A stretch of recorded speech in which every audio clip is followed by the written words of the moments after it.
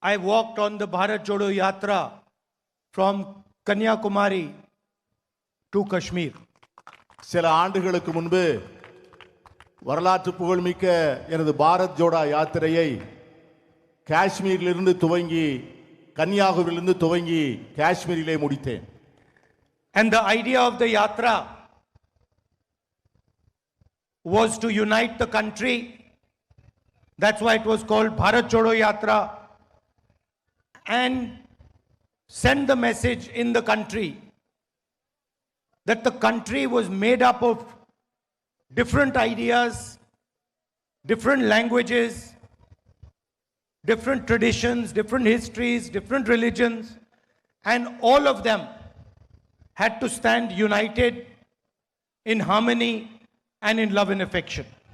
என்னுடைய யாத்திரையினுடைய முக்கிய நோக்கம் நாடு முழுவதும் மக்கள் மத்தியிலே ஒற்றுமையை விதைப்பது என்பதுதான்.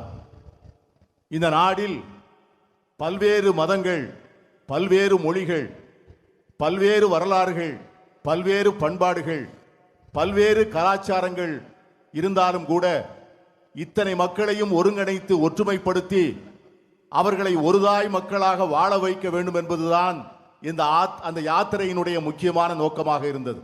We are fighting an ideological battle with the BJP and the RSS, who believe in a fundamentally different concept of India.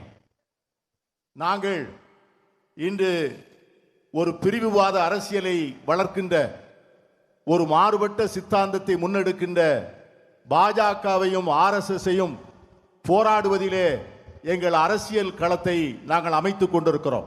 We believe that India is a union of states. In the constitution, it is clearly stated, India, that is Bharat, is a union of states. And what this means is that all states, all languages, all traditions should be treated equally. எங்களை பொறுத்தவரை India என்பது மாநிலங்களுடைய ஒன்றியம்.